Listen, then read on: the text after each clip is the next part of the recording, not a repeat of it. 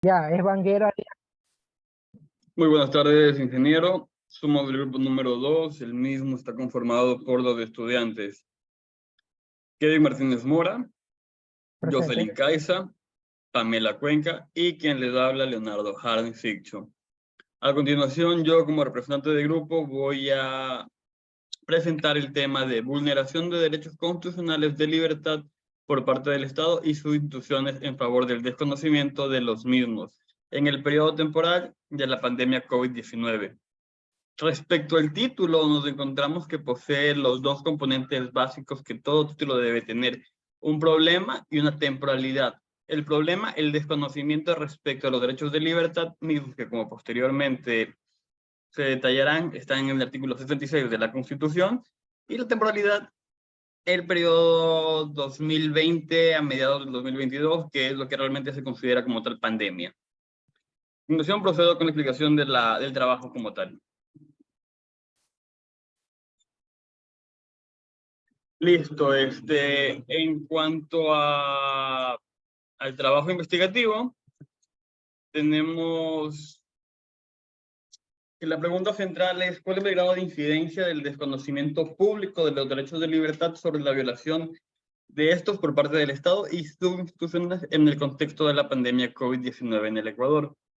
Por medio de esta pregunta, la investigación trata de formularse cuál es el impacto que tiene el desconocimiento de los derechos en general, de derechos humanos, por parte de los ciudadanos al común denominador del Estado.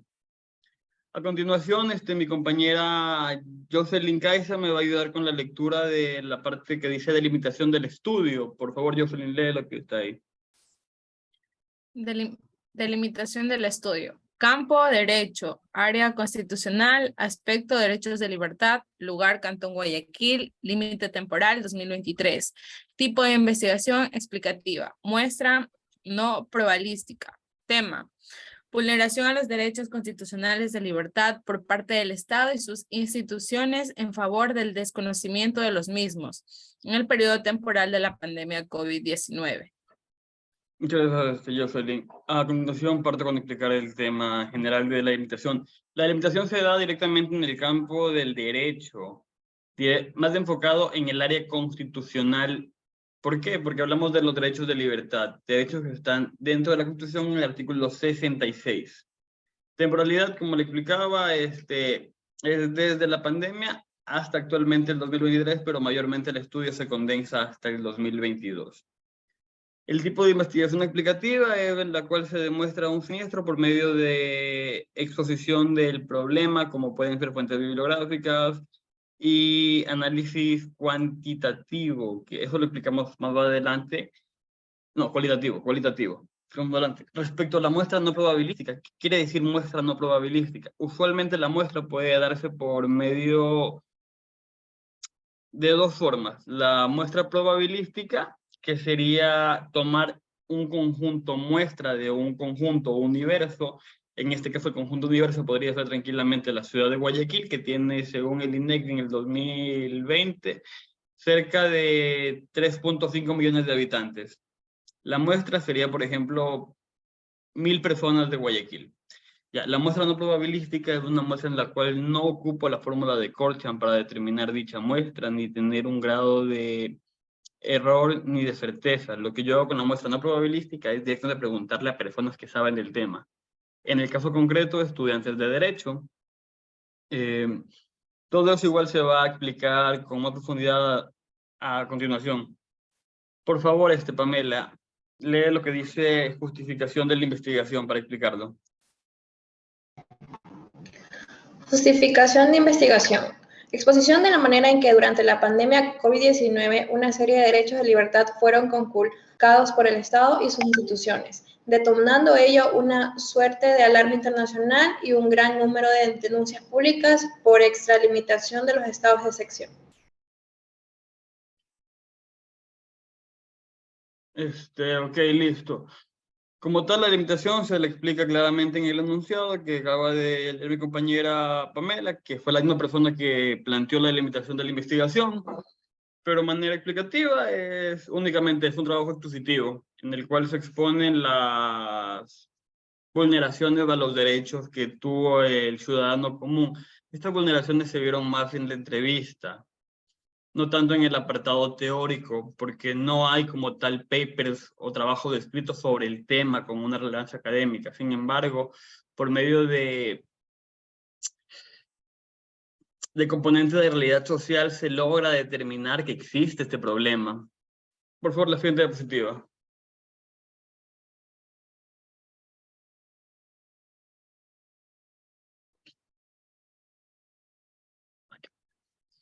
Listo, mi compañero Kevin va a leerle los objetivos y explicárselos. Ya. Objetivos de investigación. Objetivo general. Analizar la incidencia del desconocimiento público de los derechos de libertad sobre la violación de los mismos por parte del Estado y sus instituciones en el contexto de pandemia COVID-19 en el Ecuador. En los objetivos más específicos se encuentra definir los alcances que tienen los demás derechos constitucionales de libertad en el Ecuador desde el espectro doctrinario y jurídico. Determinar el grado de conocimiento de los ciudadanos en materia de derechos constitucionales. Y por último, generar una propuesta informativa que apunte a la masificación del conocimiento en torno a los derechos de libertad de los ciudadanos, con aras de los que los mismos se empoderen de esta categoría jurídica y puedan defenderlos efectivamente. Listo, como mi compañero Kevin demostró, en los objetivos se concula lo que debe existir, que en objetivos generales del problema, la temporalidad y el lugar, tiempo, espacio, que vendría a ser Ciudad de Guayaquil, pandemia COVID-19. En cuanto a los objetivos específicos, se demuestra que el primer objetivo específico responde al componente teórico de la investigación, la recolección de fuentes y de información. En este caso, nos remitimos al aspecto doctrinario y jurídico. Por medio del segundo, se mide el grado de conocimiento de los ciudadanos en materia de derechos constitucionales, que vendría a representarse mediante el capítulo 3, el capítulo metodológico. Como ya expliqué anteriormente, no usamos una muestra probabilística, sino una muestra no probabilística con estudiantes y jueces de constitucionales que tienen un criterio un poco más formado del tema. Finalmente, el último objetivo responde a los principios de la propuesta que el trabajo propone, el cual es difuminar, genera una displasia al contenido de los derechos para que la ciudadanía en general conozca los mismos y no sean vulnerados por parte del Estado.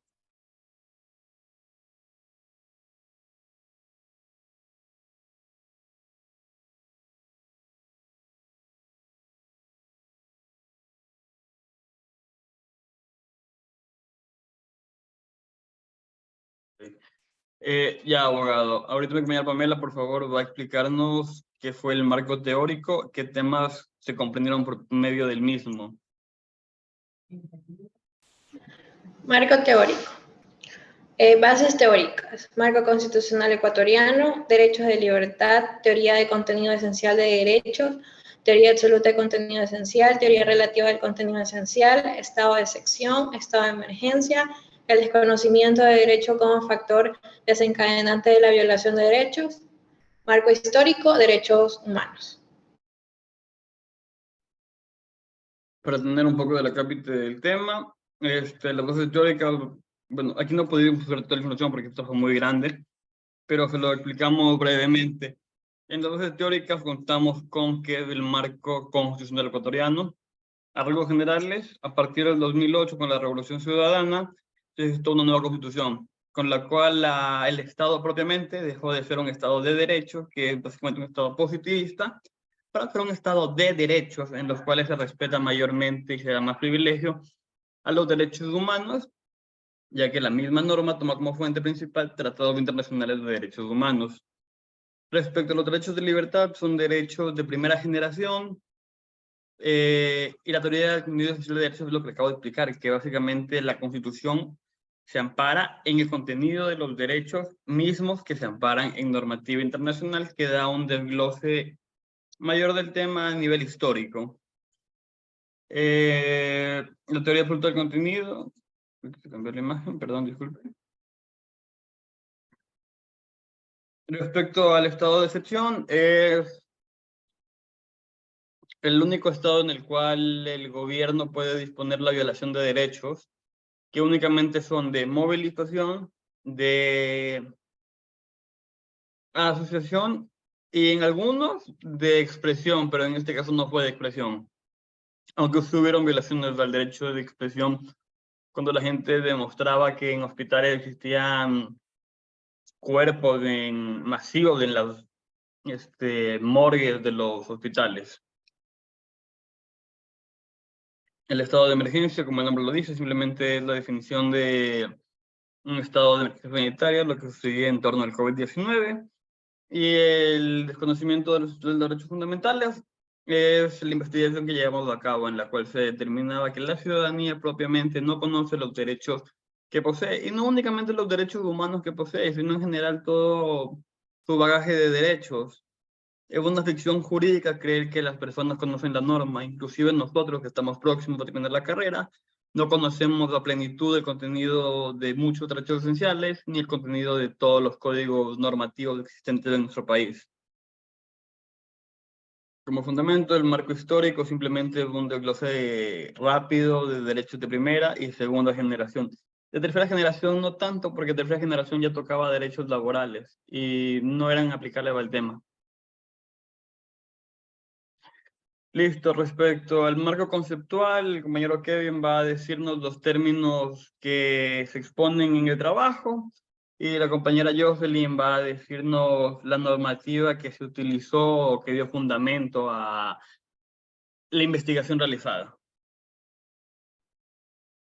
Marco conceptual. Derechos de la libertad, libertad de expresión, vivienda, salud, asociación, estado de emergencia, estado de excepción y contenido esencial de derechos, los cuales también ya mencionamos. En relación al marco legal, se puede decir que este se encuentra dividido en dos fases, que son internacional y nacional. En relación a la fase internacional está la Declaración Universal de los Derechos Humanos, Pacto Interamericano de Derechos Civiles y Políticos, Declaración de Derechos del Hombre y del Ciudadano, Pacto San José, y en torno a lo que sería el marco legal nacional, la Constitución y el Código Orgánico Integral Penal. Listo, abogado. El tiempo no nos daría para explicar todo el contenido de los derechos, ni explicar cada término, pero los términos se traen en el trabajo expuestos. Si gusta, los puede revisar. Simplemente son exposiciones de términos de una manera muy académica, como se da propiamente en un capítulo 2, que vendría a ser el marco teórico, que se compone por marco teórico, marco conceptual y marco legal. Directamente hablando del Estado ecuatoriano, el marco constitucional se adscribe en los artículos, principalmente el artículo 11 y el artículo 66 de la Constitución, ya que en el artículo 11 se determina la forma de ejercer los derechos, y en el artículo 76 se expone directamente los derechos que competen a los derechos de libertad. Asimismo, en el COIP se habla del COIP fundamentalmente por sentido de repetición al Estado, cuando el funcionario o cuando el Estado propiamente viola derechos y las situaciones en las que no se debe permitir dichas violaciones. Perdón, me quedo detrás. Listo. Respecto al capítulo 3, el capítulo metodológico, como ya expliqué, aquí se habla de la investigación por su alcance, el enfoque investigativo, el diseño de investigación, los instrumentos de investigación, el universo y muestra, y los procedimientos para el conjunto de información. ¿Qué se llevó a cabo en esto, que viene a ser el aspecto más importante de un trabajo de corte académico? El tipo de investigación por su alcance es una investigación explicativa y tiene enfoque cualitativo. El diseño es no experimental, es decir, que al momento de tomar los datos, solo existió una única toma de datos. No es como que durante toda la pandemia estuvimos cada cierto tiempo preguntándole el criterio que poseían los jueces. No. Igual como ya preguntamos lo que pasó, no podíamos tener esa posibilidad. Lo que hicimos fue tener un trabajo no experimental en el cual el investigador no tiene influencias a las variables investigadas, sino que simplemente se remite a las mismas. Respecto a los instrumentos de investigación, usamos entrevistas, las cuales se encuentran asimismo en el anexo subido a la plataforma, Y el universo y muestra vendría a ser el Cantón de Guayaquil, y la muestra, como ya expliqué, es no probabilística, únicamente se contó con los testimonios de un juez, un abogado y un estudiante de octavo semestre que por privacidad prefirieron no incluir su nombre, sino únicamente sus iniciales en el trabajo. Y el procesamiento por la información fue únicamente referirnos a las entrevistas dadas, analizarlas, condensar las respuestas de entre los tres encuestados y determinar si existía una homogeneidad respecto a sus respuestas. Aquí se explica mejor lo que ya expuse, pero Kevin lo va a exponer. Gracias, Leonardo. Como sabrá, existe también el tipo de investigación por su alcance. En este, el diseño de la presentación de investigación es no experimental, lo que implica que no va a tener un control directo sobre las variables, sino que por el contrario, va a revisar un problema de índole social y jurídica y la interacción que las variables del problema ya han tenido en el plano físico. En base a esto, también nos damos en un enfoque de investigación mixto, de tipo bibliográfico, cualitativo, exploratorio, de corte no experimental.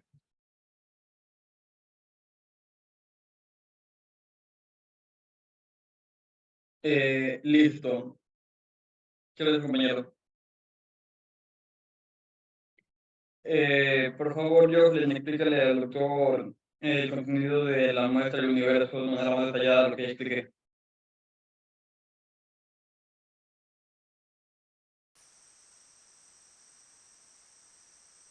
Pamela, hazlo tú, por favor. La compañera presentó un poco de problema con su internet, así que lo va a cumplir con otra compañera. Universo y muestra. Aun cuando la población del Cantón Guayaquil sea de 2.350.915 habitantes, datos del Instituto Nacional de Estadística y Censos, INEC 2010, la muestra se seleccionó, se lo hizo mediante muestreo no aleatorio.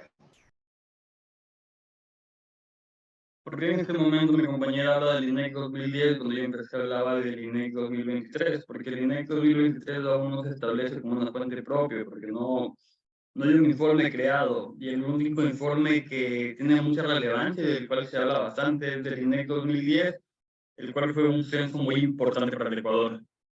Como para puntualizar por qué se habla de eso, y mi trabajo toca directamente el tema del INEC 2010, toma esa fuente temporal, porque es la más fiable. Porque en el trabajo se trató de respetar la fiabilidad de las fuentes investigativas.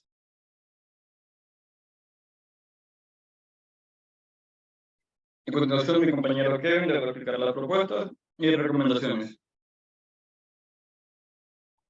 Muy bien, con respecto a la propuesta, un plan educativo. El presente trabajo arriba en la propuesta de tipo educativo, institucional y participativo, por medio del cual desen tendencias en materia de derechos humanos, como por ejemplo, la Defensoría del Pueblo, en conjunto de estudiantes de ciencias jurídicas, pueden incrementar los canales de información y difusión de derechos humanos y de medios de protección de estos, así como también rutas de acceso o rutas de guía para los procedimientos internos que se puedan realizar en cuanto a la defensa de los individuos, y estos a su vez puedan tener un conocimiento de las mismas.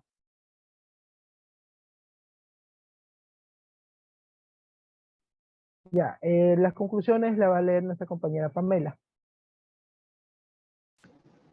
Conclusiones. Durante la primera etapa de la pandemia COVID-19 en Ecuador hubo una flagrante violación de derechos, considerando para este punto que solamente el Estado puede violar derechos. En este sentido, el Estado ecuatoriano fue incapaz de asegurar su rol como garante de derechos humanos.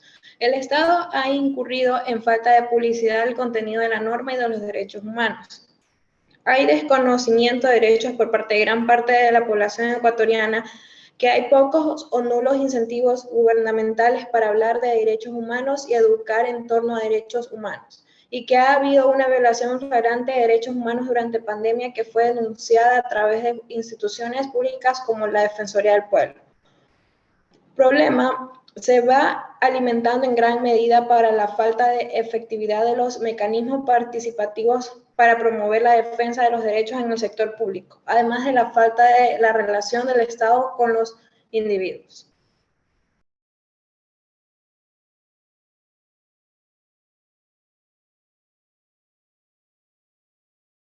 Yo, Felín, te encuentro con el micrófono activado. Oye, muy bien, por favor, danos las recomendaciones que incluimos en parte de la investigación.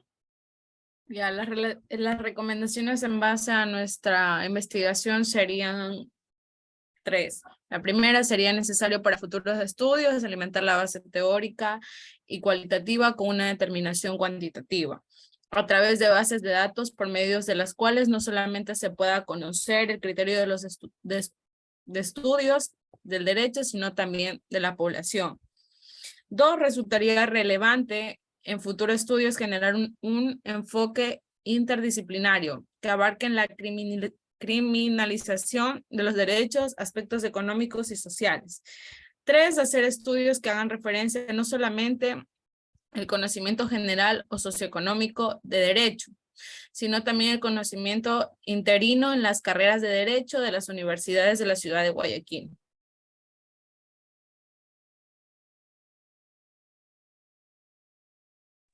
Listo, doctor. Para resumir, nuestro trabajo se enfocó en determinar si existía o no un desconocimiento general de la población respecto al contenido de sus derechos, cosas que demostramos mediante las encuestas y mediante los criterios constitucionales que pueden ver en el trabajo. Por cuestión de tiempo no lo ponemos aquí porque sería muy largo el video. Y como recomendación, decimos básicamente que si bien el trabajo tiene un muy buen bagaje académico, siempre se puede ir a más, teniendo en cuenta de que el tiempo para el mismo no fue el que se da usualmente por un estudio de esta dimensión. Asimismo, el mayor cualitativo sería bueno, por lo que podríamos usar encuestas como Google Forms y demás, pero repetimos, en base a la disponibilidad de tiempo y demás, fue imposible para el trabajo presente y por eso se optó por este mecanismo.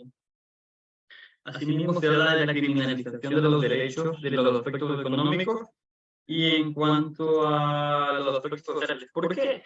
Porque cuando se dieron estas vulneraciones de los derechos de libertad, digamos, los trabajadores informales salían a la calle, no podían salir porque había estado de excepción, si los veían los molestaban, les quitaban las cosas, y perdían su única fuente de ingresos. Cosas no debería pasar porque hablamos de un método constitucionalista.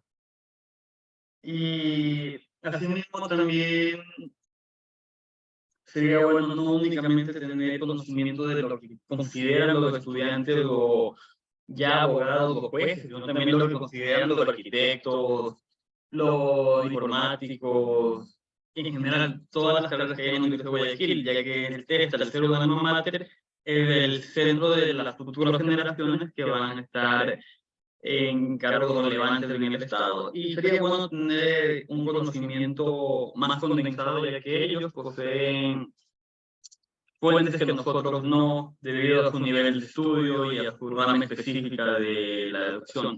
En base a todo nuestro esfuerzo, le agradecemos y hasta aquí queda nuestra investigación. Solo para dejar constancia, el grupo está compuesto por los estudiantes Leonardo Jarnes-Sircho, el señor Kevin Martínez, Kevin, por favor, presente para que se cumpla de presencia. Presente, me encuentro aquí. La compañera Kaisa Jocelyn. Presente. Y la compañera Pamela Cuenca. Presente. Listo, doctor. Una vez revisada la presencia de todos los compañeros, damos por terminada la investigación. Muchas gracias.